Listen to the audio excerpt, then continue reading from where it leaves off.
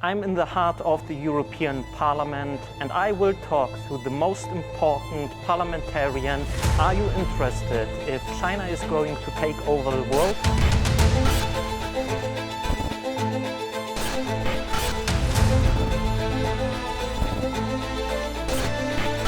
Welcome to the European Parliament and a warm welcome to member of the European Parliament, Sakis Arnoutoglou, member of the ENVI committee and the China delegation. We are honored to host you today for a discussion with EPHI. Thank you so much for inviting me. It's a big honor. Thank you that you are here. My first time giving an interview to about the whole themes that you've prepared, and I'm very glad. I have to tell you. And we are happy that you are here because you have a special insight with the ENVI committee and the China delegation. Yes, so great that you are here. Exactly what I wanted to do before I came here. Because for me it's very important because the society and the world is changing so rapidly, and these two, let's say, parameters are playing a major role in the coming future for the rest of the world and not only for Europe. Sakis, great that you are here. Thank you. We got hooked on Russian gas. Now we are heading into another dangerous dependency on China for green technology. Panic or policy? What should the European Union do now? Panic is never good. As far as also personal experience is concerned, when you're in panic, you just take bad decisions. Of course, as I said before, we're in a difficult situation, we're in completely weird times that we never had it before. It's a completely different situation. And when you see things are going on so fast, then you think that you immediately have to take some decision in order to make things good. But I see it, I don't see that we have to go into panic in Europe because we have the means, we are a very strong team with all these countries together. And I think we have to see China as some kind of generator, backup generator, in case that we're going to need it. So we're going to use it. But we have so many other, means like renewable energy and stuff, so that we can also use it. First recycling, first do things, and then if we needed something. Sakis, I'm interrupting with love. You said we need to make some decisions. Now a question regarding decisions. Was Trump right to slap higher tariffs on Chinese green technology? Should the European Union do the same? When you're a superpower, then you don't need to do these things. Something is going on with the United States probably, and so I think that he shouldn't do that.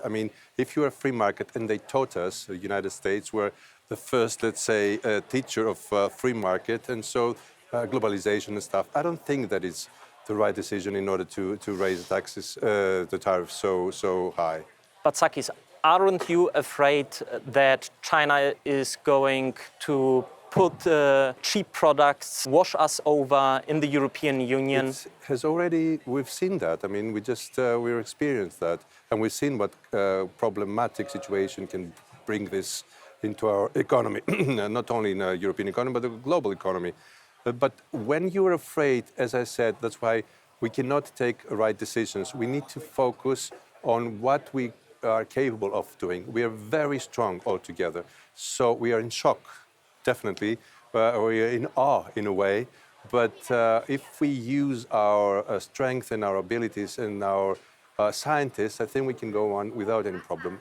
Sakis, from one shock to another shock, our grids rely on Chinese inverters. Are we entrusting critical security to Beijing? I don't think that it has to do with you can you already use appliances like refrigerators, wash machines from different countries, from South Korea, from Australia. You can have some kind of a device from different countries and from Asian countries and stuff. It doesn't matter where it comes from. It matters, for me, most important thing is that to have the strict control that you have it in Europe. If you import these appliances, this device and stuff, without the strict control that the European law wants, then yes, it's a problematic situation. For me, it doesn't matter if it comes from China or from somewhere else, but the Europeans need to have this kind of a test controls, strict test controls that will stay happy, not only the European governments, but the citizens as well, and secure. They have the secure feeling. Yes, Sakis, I have a follow-up question because Reuters reported that the US government found also in Chinese, for example, solar panels cybersecurity risk devices. What is your position on that? My position, of course, we need to be very careful in that. I've heard also many things about what you've commented right now. As I said, and I'm going to repeat, we're not supposed to be afraid. We need to take the right measures, the strict measures, just with What would be right measures to fight the absolute Yes. cybersecurity also? I mean, the measures that we have the means to do it. I mean, if we just staying loose in this sense, then of course we're going to import products and devices and whatever that could harm not only the economy but the citizens themselves. So for me, that's the most important thing. Yes. Is it better to mine in China than in Europe? You know, it's a question, it's just a little bit philosophical question, the way you just put it. What is better? I mean, I cannot say what is actually better, but the thing is that we need to be more autonomous in Europe. And we need to take care of the environment. I'm not saying no, but we have some renewables. Like, for example, in Greece, we have plenty of wind, plenty of solar energy that we first use. And then, if it's necessary, but being very careful, we can mine. But first, we need to use the means for more substantial ways and cleaner air. So, and then we can figure out if we can do these things. So otherwise, we can import from China to the rest of the world by using dirty methods and then export,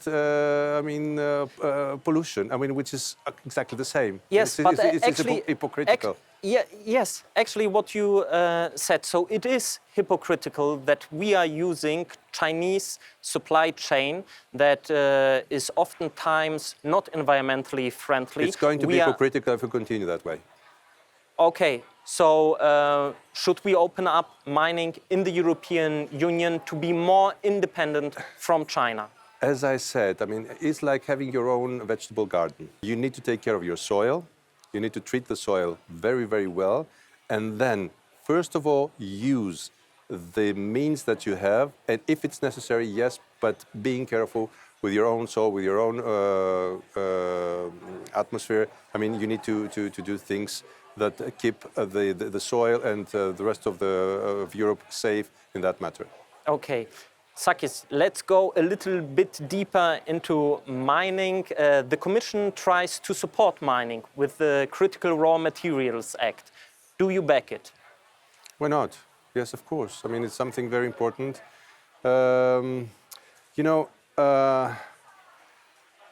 I don't think that we need to confuse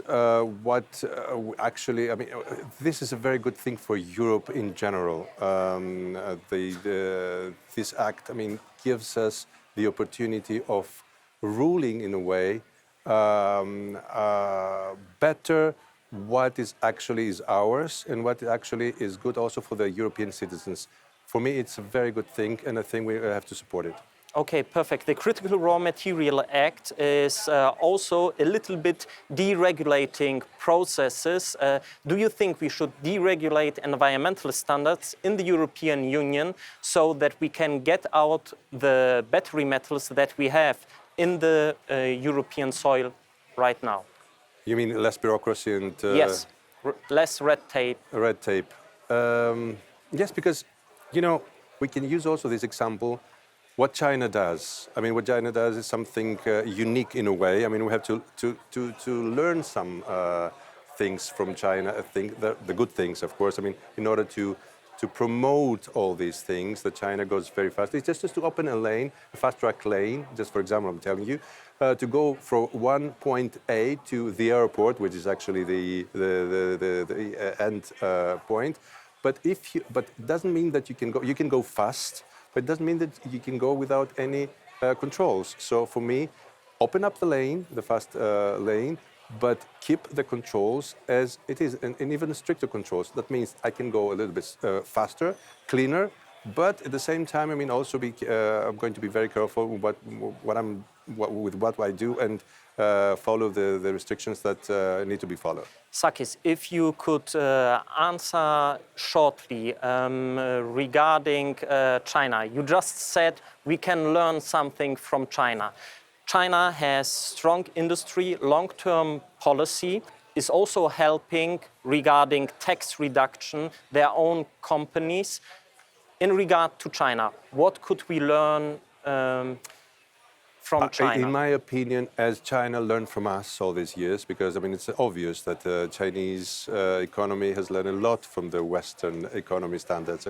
What did they learn a lot regarding free market, for example? Because I totally agree with you. They took the best out of us, and they just made it a little bit faster and more innovative. So would you say that the best out of us was a free market approach that we had a couple of decades ago? I think we need to say to the people that we need to be more competitive. I'm not saying that the world is changing. It's not going to come the catastrophe or the Armageddon, I mean, in a way. But we need to adjust in other standards. I mean, that's why I'm saying we can learn and we can also borrow know-how. Sakis, do you think we are competitive enough right now in the European Union? At the moment, no. We need to be more competitive. And I think that can happen due to common, let's say, power unity in a way, and also the exchange the know-how from every single country, so we can manage the possible, let's say, better fact for us. Sakis, you just said that we need to be more competitive. In your view, European Green Deal, it's a boost or a burden regarding competitiveness? Why? Because think of it as like renovating your house. I mean, at the beginning, you just give some money for renovating it and just to make it more better insulation.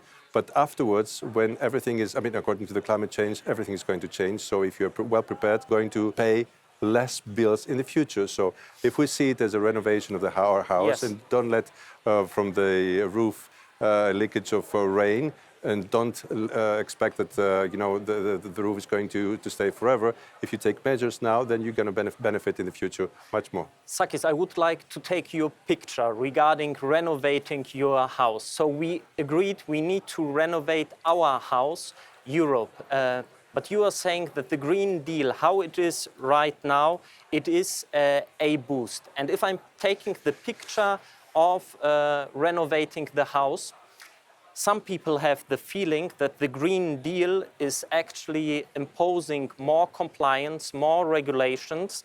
And if we are going back to the house, it is like we have many regulations, how to do what, many compliance, not only boost, but burden that comes with the Green Deal. Okay. What is your take with that? You're absolutely right, but we now have the biggest picture in our mind, not, just to think so narrow in a way. But of course, we already pay so much money, and the fact is that we just pollute and pollute all the time, and our generations to come are going to face a lot of trouble.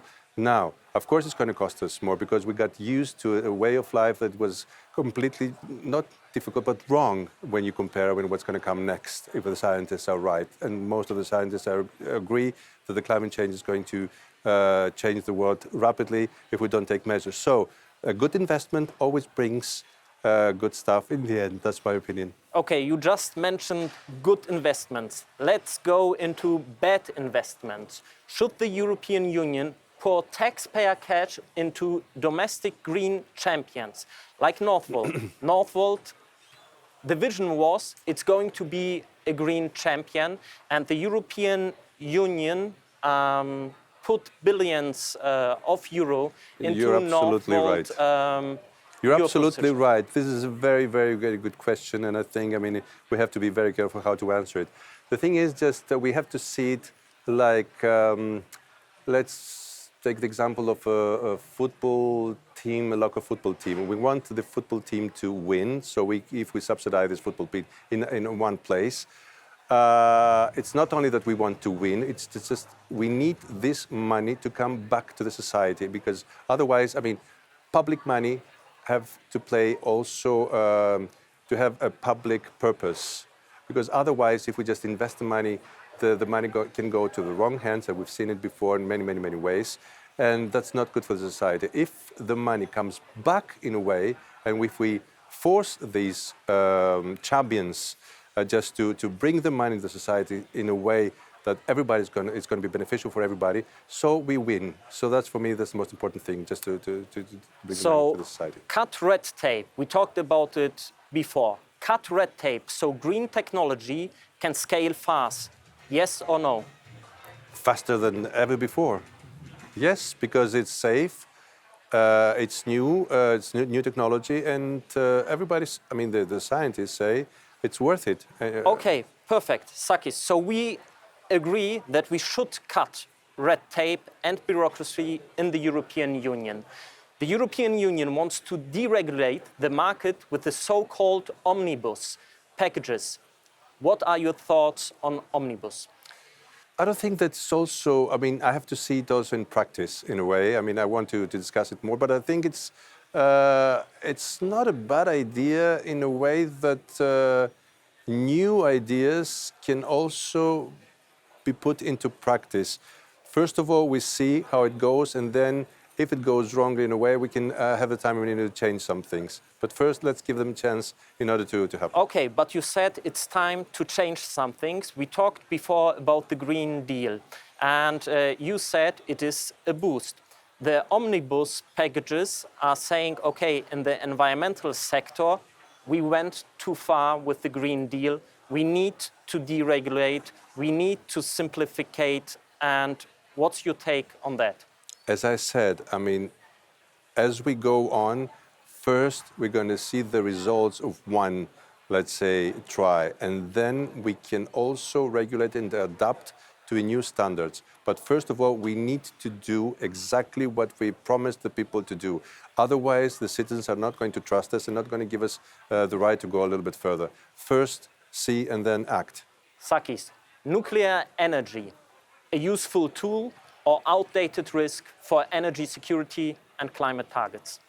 It's a very difficult question because it applies, I mean, to different countries that have different philosophy as far as nuclear energy is concerned. I mean, for example, Greece is in a place in Europe where we have abundant sunshine, we have wind energy, so what can we use it? On the other hand, I mean, nuclear energy, nuclear plants in Greece would be very difficult to build.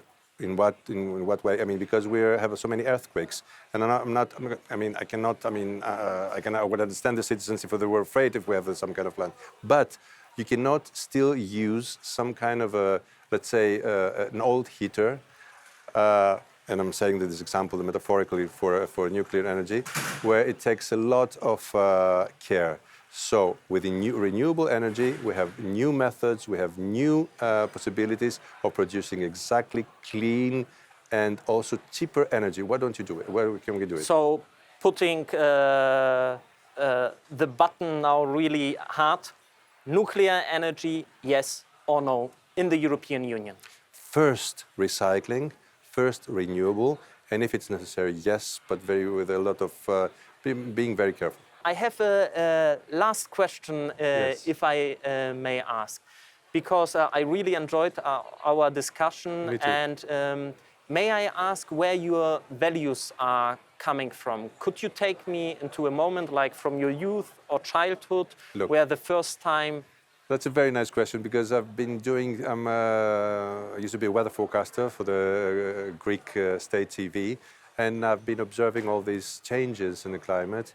And so I said to myself, hey, you have to do something. My son kept on telling me that, okay, you're pretty well known in Greece, and you people, I mean, look at your weather forecast, and you always underline what's been going on in the climate, because I don't know if you know, I mean, in Greece we have plenty of snowfalls. We have 17 ski centers. It's not only Greek islands. The mainland is, during the winter, we have cold weather. and snowy weather and stuff. So when I've started to understand that this has changed completely as far as snowfall is concerned, the rainfalls have become more intensive, the precipitation generally and stuff, I said to myself, just you need to do something and to talk with the people, not to convince, because I don't want to, who am I to convince people? You need to have the proof, scientific proof, in order to just to go further. So that's why I said, go, make this step, and discuss with the people, the citizens, in order to understand, because with fake news right now, it's completely different than 20 or 30 years ago. Yeah. So my job is just to talk with them, Yes. just to give them the facts, and just to make them part of this change, which is necessary for their children, for our children, for the next generation. Sakis, it's important to talk. I hope in the future we can talk again Definitely. and discuss. Definitely. It was a pleasure. Thank you so much. Thank you so much. Thank you.